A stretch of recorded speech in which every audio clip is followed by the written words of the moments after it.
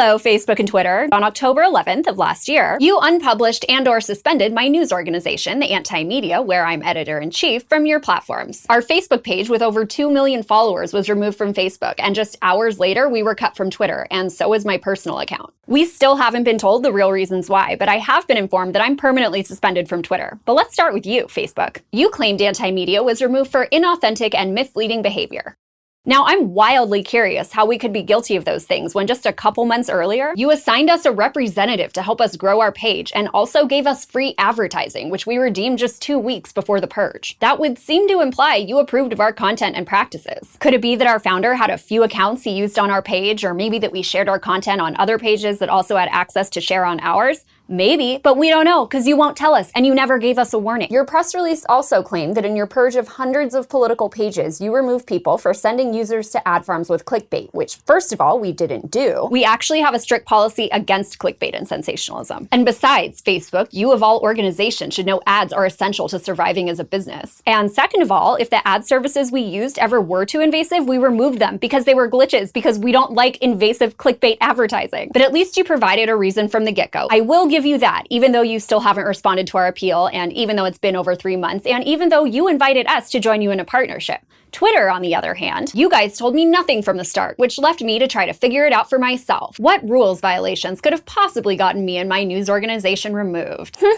Let me think really hard here. Did I or Anti-Media promote violence? Nope. In fact, we actively advocate against it. Unlike the countless people and politicians who directly violate the Twitter rules by associating with organizations, whether by their own statements or activity both on and off the platform, that use or promote violence against civilians to further their causes. Nope. These people and politicians remain on Twitter. Did we depict graphic violence? Nah, I actually stopped putting images of kids killed by US bombs in my videos because I realized that kind of presentation could get me flagged. Did we promote misleading fake news? Again, no, unlike many outlets that remain on your platform, many of which spread disinformation that directly promoted and led to mass violence against civilians. In fact, Facebook, you guys gave those instigators even more reach, propping them up as reliable sources. Did we promote hate speech? Also no. In fact, sometimes I even talk about love and emotional healing. This is a departure from many of the people still allowed on your platforms who are violating that rule. Sirs and madams, lords and masters of Facebook and Twitter, what did we do? There has to be a good reason for you to delete us without any kind of warning. The likes of the Los Angeles Times and CNN made it sound really legitimate when they quoted and copied and pasted Facebook's press release without talking to a single banned individual or organization.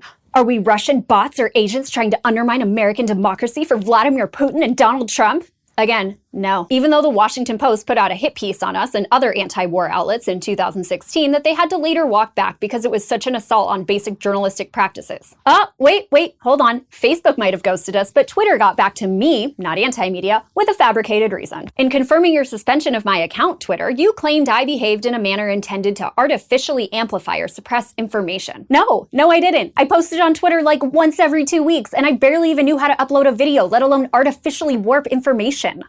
Wait, here it is. I engaged in behavior that disrupted people's experience on Twitter. Yep, this must be it because I absolutely did try to be disruptive. I tried to disrupt the US war machine and people's blind support for it, along with their unquestioning submission to government power. You got me. I did it. I tried to disrupt user experiences on Twitter, and so did the Anti-Media, which again, still hasn't heard back on that appeal. But do others on Twitter not do the same? Is Donald Trump not disruptive? Kanye West? Wars between pop stars being nasty to each other? Twitter, by nature, is disruptive. Twitter is a cacophony of rage and screaming and people being cruel and horrible to each other, but calling for peace and justice, albeit in a blunt way, is what warrants suspension. When the Washington Post put out that hit piece in 2016 that included Anti-Media, I had a mini existential crisis. Had I forgotten signing up to be a stooge for Putin? Was I unwittingly helping the Russian government? Had I lost my journalistic integrity? It took 2 legitimate journalists calling them out to help me remember I cover the stories I do because I genuinely care. But this time around, I have no doubt in my mind that the reason you gave for your coordinated bans and suspensions are fabricated, which leads me to wonder the real reasons why. Is it that you guys are working with the Atlantic Council, a group run by ex-military, ex-CIA, and other powerful establishment figures? As someone who prides herself on journalistic responsibility and caution, I would never never claim that with certainty. The ties concern me, but I don't know, and I can't know, so I would never claim that that's the case. But I would love to know. Please tell me. Though with an organization as secretive as yours, I'm well aware that's unlikely to happen. Maybe you're understandably trying to avoid government intervention and imposed a broad stroke of purges to prove you're taking responsibility for your alleged role in handing the election to Trump. For what it's worth, I think those allegations are unfair. Regardless, avoiding government intrusions could be behind the purge. But again, I can't prove it. Maybe you're trying to sanitize public opinion that doesn't fit neatly into the acceptable established thought bubbles. But again, I can't prove it, so I would never claim something like that with any kind of certainty. Clearly, I don't know why I was banned and suspended. I would love